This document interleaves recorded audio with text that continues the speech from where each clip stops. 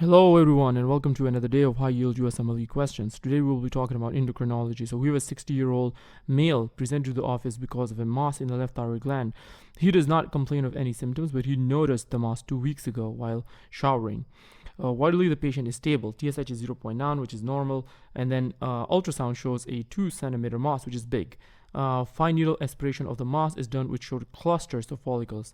Left thyroid lobe excision is performed, which of the following would suggest follicular carcinoma. So those who've studied follicular carcinoma, they would know the histology finding of the follicular carcinoma, and they will just answer right away.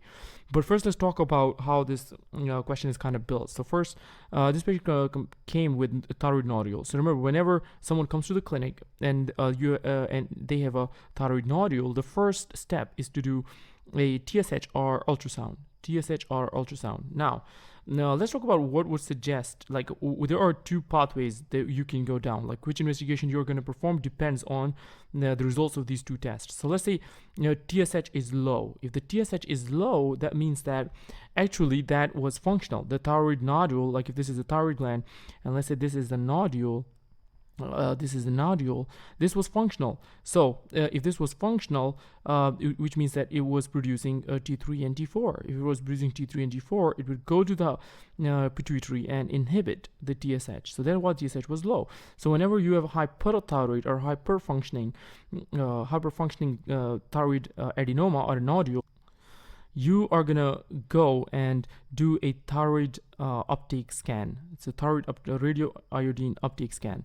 Now, there can be two types of nodules on a radio iodine uptake scan. One are called the hot nodules, the other called cold nodules. So hot nodules means that they are functioning, they're super functioning. So if you give them a radioactive iodine, the iodine is taken up by this adenoma or is this nodule, and this is why it lights up on the scan.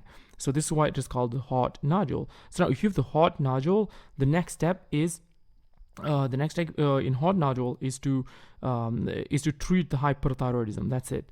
Now, if it is cold, it means it's not functional. So if it's not functional, that usually means it could be cancerous. So the next step should be FNA, is to do FNA. Remember, FNA is one of the investigations that you do if you have a thyroid mass to look for any cancer. But we will talk about, there is one limitation of FNA that you will know. Now, so in let's say TSH is normal or the TSH is high. This means that this is not functional, because it either means that the T3 T4 is low, which means it's gonna feed back on the hypothalamus, on the pituitary, to increase the TSH. So it will increase the TSH. Here the TSH is increased or normal. So if it is increased or normal, it means it's not functional. You're going to FNA right away. So that this pathway is very important for both step 1 and step 2 to know. Now, let's talk about what happened here. So remember, like I said, if you usually do FNA, but there is a limitation to FNA. Remember, FNA cannot differentiate between a follicular adenoma, which is a benign tumor, from follicular carcinoma, which is a cancer, which is a malignant tumor. Now, what happens here is that in follicular adenoma, what happens is the tumor is encapsulated. Let's say this is the capsule of the adenoma, or the follicular adenoma, and then you have a lot of these follicles within it. So remember, they do not cross this capsule. Now, what happens in follicular carcinoma? So in carcinoma, you will have this.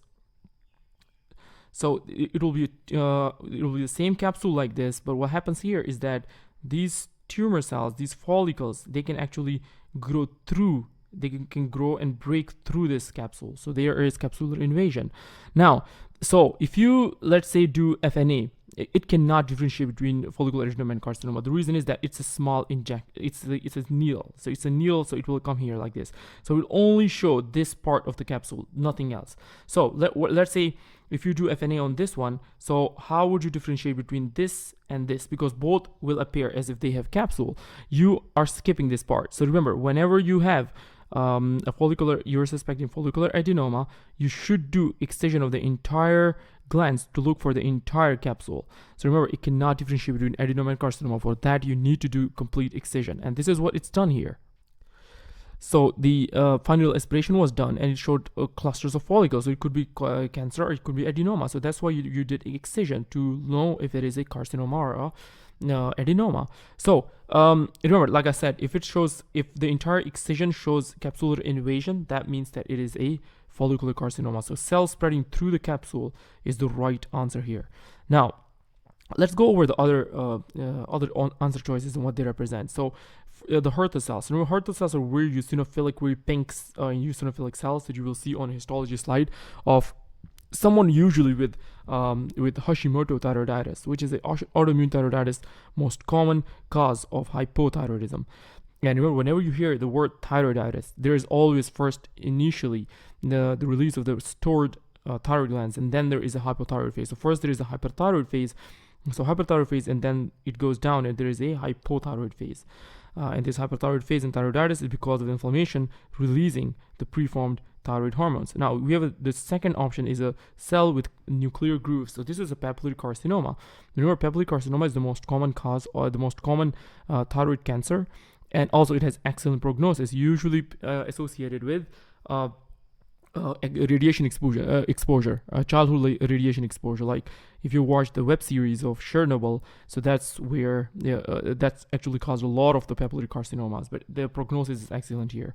You also see orphan NEI nuclei, which you may know, and also you see the samoma bodies in the papillary carcinoma. So this is also wrong answer. This is also wrong answer here. The last one is germinal centers. So remember, if the Hashimoto thyroiditis will also show a germinal center. So these Hürthle cells in germinal centers are some of the things that you will see in Hashimoto thyroiditis. This patient has no hypothyroidism, no hyperthyroidism.